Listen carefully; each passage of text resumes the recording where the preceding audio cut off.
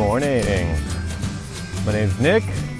All of the garden cats behind me, my co-star, and this is the Tieta Permaculture vlog. Alright, so the past few vlogs have been pretty much focused exclusively on compost. If you didn't see any of those videos and you're interested in composting, I'll link the first one, how to build a compost pile, above. And then at the end of that video, there's already a little link to go to the next one of how to turn a compost and also when to turn a compost pile. So if you're interested in that, check it out. Today we're going to do a quick garden check-in. I haven't actually been maintaining the garden too much recently. Here's Otto. Here's Otto, the garden cat, coming to say hi. Good boy. Yeah, I haven't really been maintaining the garden or anything other than working on the chickens and the compost because we've recently had chicks. So that's been a lot of excitement and new management that we had to figure out. And the compost, of course, took a lot of my time as well. So haven't been doing much to the garden. So I want to do basically a quick check-in so I know what I need to get working on the rest of the week. And then from there, we'll probably just start some cleanup and a little bit of things. So let's get started. Or maybe not, because the cat wants to play. All right, time to check the rain gauge. Thanks again, once again, to Mom. Thanks, Mom, for getting me this sweet rain gauge that measures not only a regular up to an inch of rain, but also an additional 10 inches, or an additional 9 inches after that, total of 10. It's up to 250 mil for any of you who are out there doing the metric system, unlike our silly United States people. And today we have, I actually didn't empty it yesterday, I had just under 0.1 of an inch, so I'm going to call this about a 1/4 inch of rain then. So you can see there's a little mini graduated cylinder in the middle there, and there's my line up there. It's just under 0.4, so I'm going to bring that down to just under 0.3. And just a little room for error there. So a 1/4 inch of rain last night, so don't have to think about watering at all. That's great. Everything is sufficiently watered, and yeah, so I'm going to empty this out today so I actually remember that I've done that. What a sweet cat. What a sweet cat you are, huh? What a sweet cat. Yeah. He's been very playful this morning. Really just recently he's been very playful. Maybe it's because we have a baby chick, so you're putting a lot of energy towards the baby chicks. Maybe he's not getting as much love. He's getting just as much love. I mean, don't give him too much credit, otherwise he's going to get a really big head. All right, I'm gonna basically get the chick feed ready. So I don't actually have chick feed per se. What I do is I take the feed I'm using and I put it into a small bowl of water, about halfway full. And the water soaks into the feed and basically makes a mush. And that's just easier to digest for them. And it's actually, if you do this on a regular basis, if you actually let it sit overnight, it ends up fermenting a little bit. And fermented feed ends up actually lasting you longer because the chickens will eat less because there's more water weight in there. And it's actually healthier as well because of cause basically pretty much anything, you know, once you start fermenting it, it becomes pretty healthy for you. Same exact thing with this kind of chicken feed here. So if you can ferment it overnight, if you actually can get into that routine. I haven't gotten into that routine yet.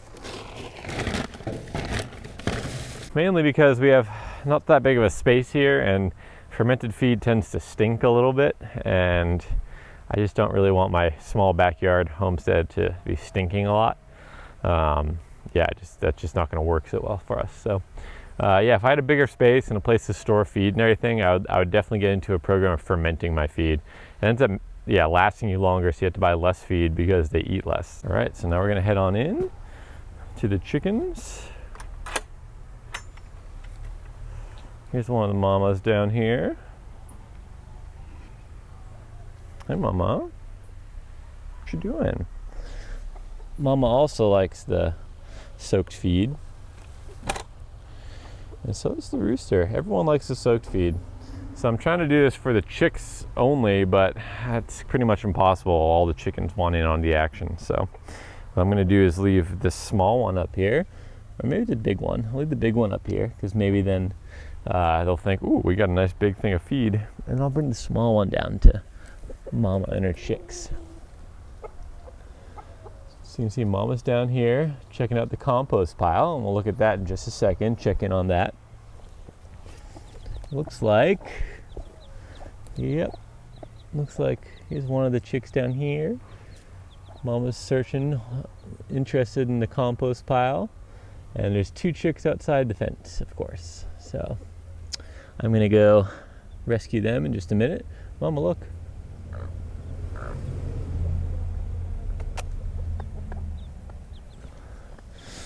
I'm gonna rescue the chicks. You guys can watch her. See how she's calling her chicks over? Oh look, that one's trying to get through again. Get through, you can do it.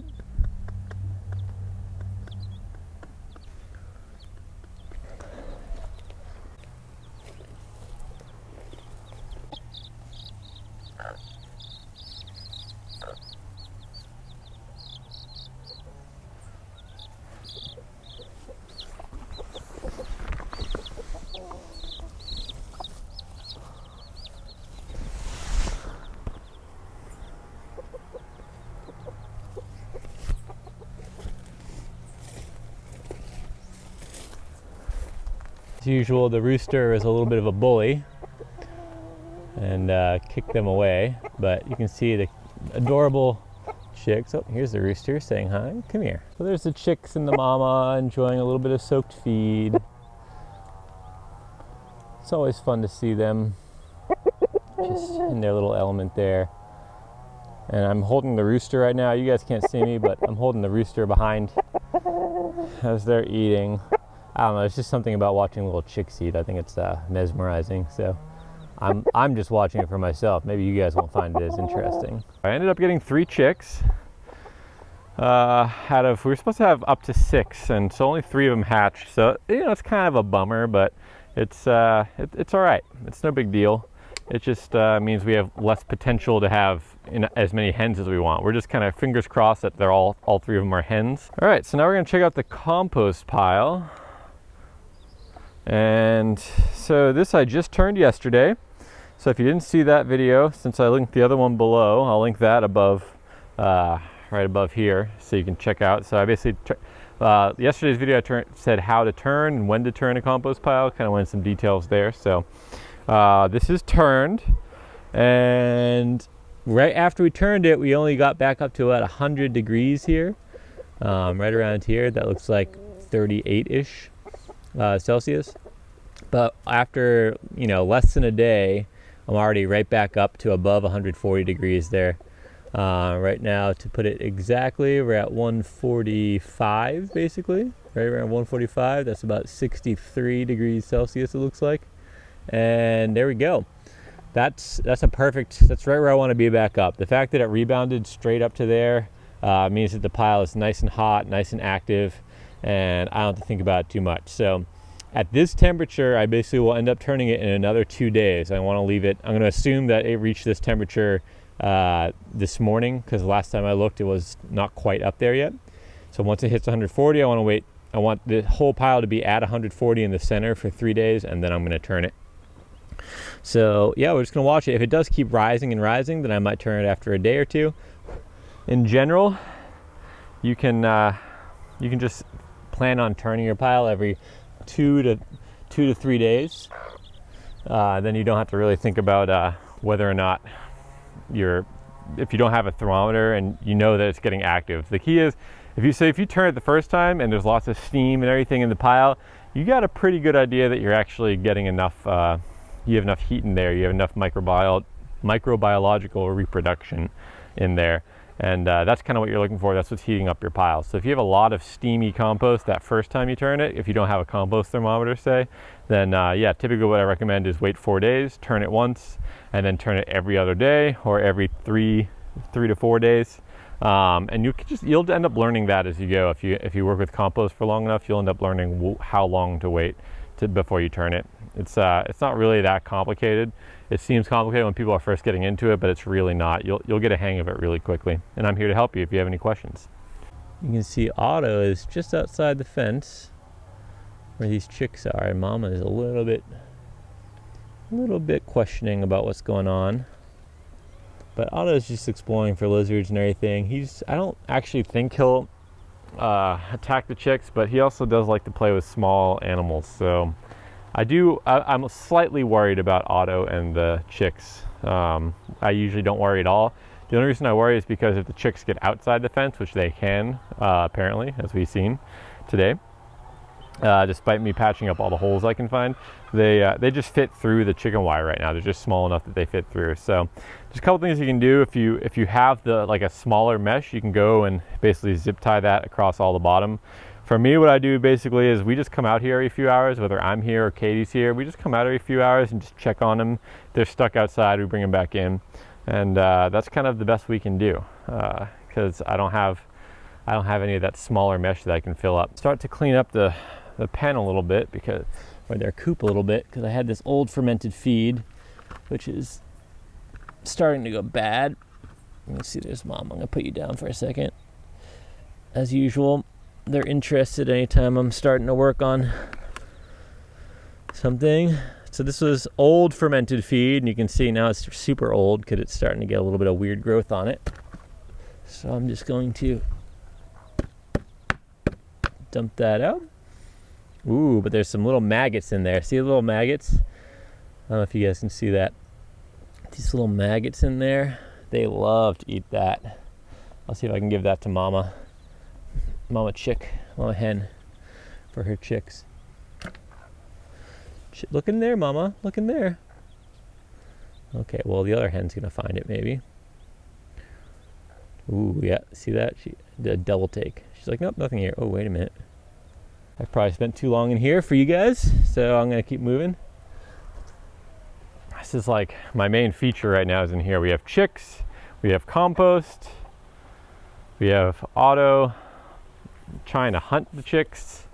Otto, no, no. Otto, no. Otto. I gotta like teach him this really early. Otto, no, go, go. So I find, I find that Otto does learn. Otto listens, and he kind of understands what I mean when I say no, but he is also a cat, so he's gonna do whatever he wants. But yeah, he's headed right back there. So let's go say hi to Otto. Maybe we can distract him a little bit before it gets a little out of hand. I don't want to lose any chicks to my garden cat. That's on me, because I'm letting him out here. If it was a stray cat, I don't have much control over that, but this is my cat, so I want to make sure that I'm taking care of him. Otto, listen, no, no, no. See, he runs away when I say no. No, no. I'm just gonna go up here. Come here. So he gets scared because he knows that I'm kind of not so happy with him. It's okay. Look. No chicks. You can't be playing with the chicks. They're too small for you. They're too small. You can play with the adult hens, but not the chicks. Okay? Okay, bud? Okay? If I just play with him a little bit, he'll get distracted and want to just stay with us. Good boy. You stay up here, okay? You stay up here with me. All right, so let's just do a quick check-in. I do have to work today, guys, so it's not going to be a very long one, and you're probably all like, yay, because it's been a few long ones in a row. So let's check in here. Let's start up here, and all these are all bell peppers, orange bell pepper, and look at that, there's one on right there. That's actually the first one that I've seen on. Looks like we might have one there. I'm not sure if that actually started or not. And yeah, so we might actually get some bell peppers soon. It's been a long time coming. He's Otto. He's just hanging out with me. He just wants to be around me, I think. He likes to play in the grass a lot. My little baby arugulas here are doing really well, but I do need to come in and clean all this grass, so I'm going to put that on my to-do list for next time. The mulch does most of the work, but especially here, because I'm right on the edge of a lawn, the grass just kind of keeps creeping in. And I could plant something along the edge here that's more of like a barrier plant, like a thick root net, that would help me maintain that and help me keep the grass from moving in. But I'm okay with just having to pull that every once in a while and cut those back. I do use most of the grass for mulch in the garden, so it's not that big a deal to me. But yeah, if you did want to do something where you had a little bit more control, you could plant like a really deep or kind of thick rooted, maybe like even like a ginger or something like that that's really thick rooted. Comfrey works really well, nice thick deep taproot. Anything that's going to basically help create a root barrier for the grass to come in. Bulbs work really well for that because it's basically like a big old bulb that's blocking their way. When I cleaned this bed last week sometime, I was hoping to see a little bit of kind of new growth on all this New Zealand spinach, but it's not quite doing that. So this might be a fail, guys, and that's okay. That's what the learning process is about. I think my next step is I'm actually just going to cut them back severely and see if that encourages them to flush out a bunch of new growth.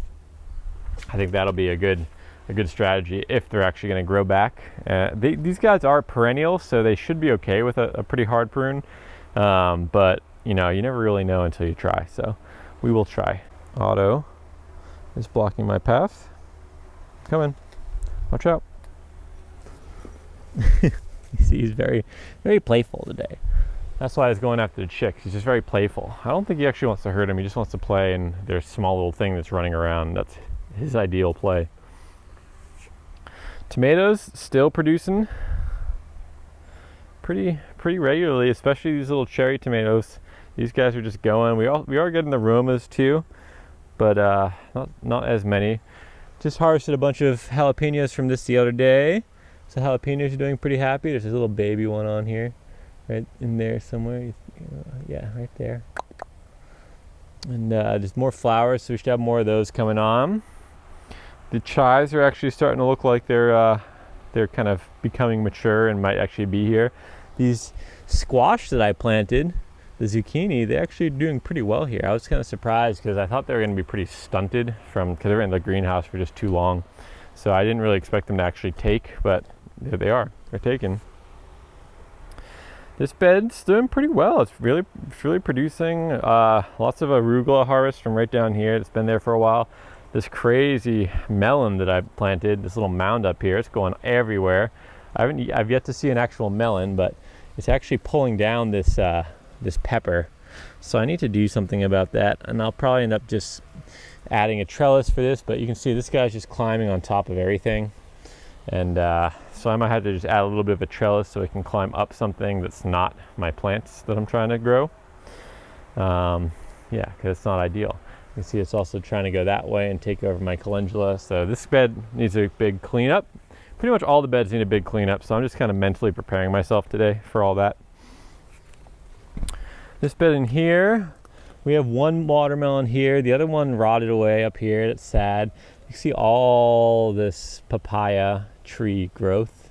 I did not stay on top of it, and it is now taking over. So that's life. These cucumbers are actually producing really well. They're producing on a regular basis. I think we've already harvested 5 or 6 cucumbers from here. I thought I saw one on the other day. Yeah, there's one in there. And nice big old fat pickling cucumbers. There's a big one right here. I should probably harvest actually.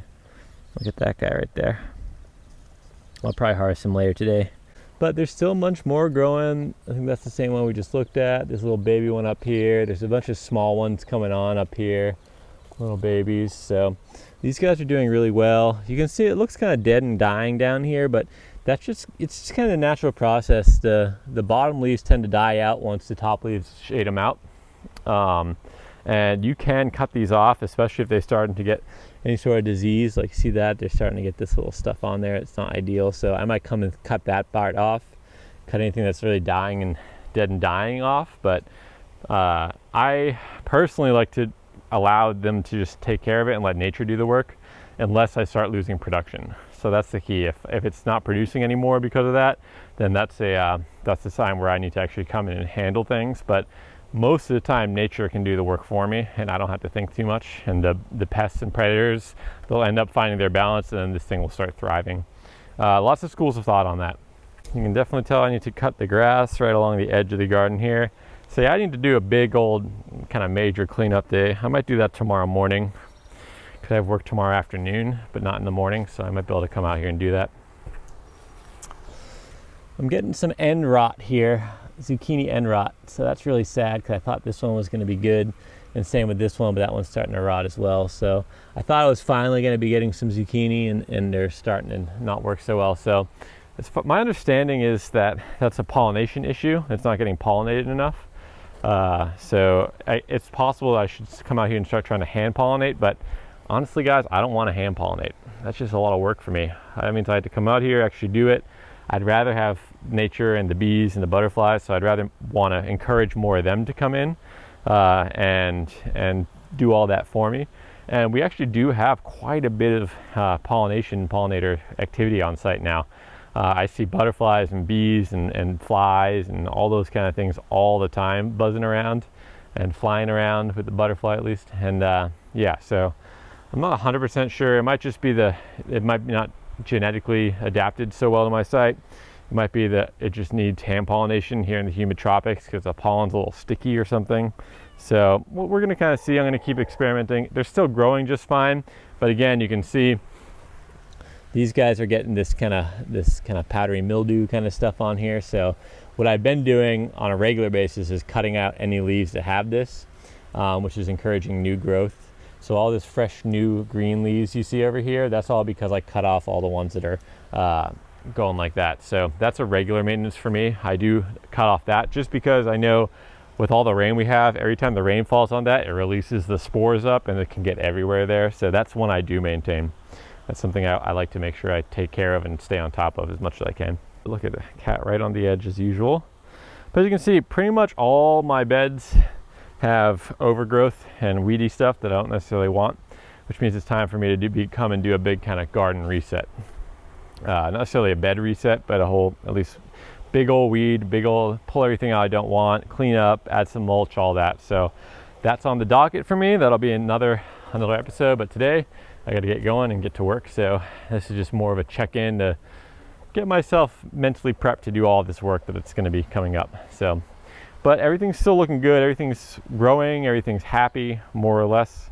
And yeah, so I'm not too worried about anything. It just needs to actually spend time in the garden instead of spend time with the chicks, which is hard to do because every time I'm out here, I just want to hang out with those little baby chicks because they're so adorable.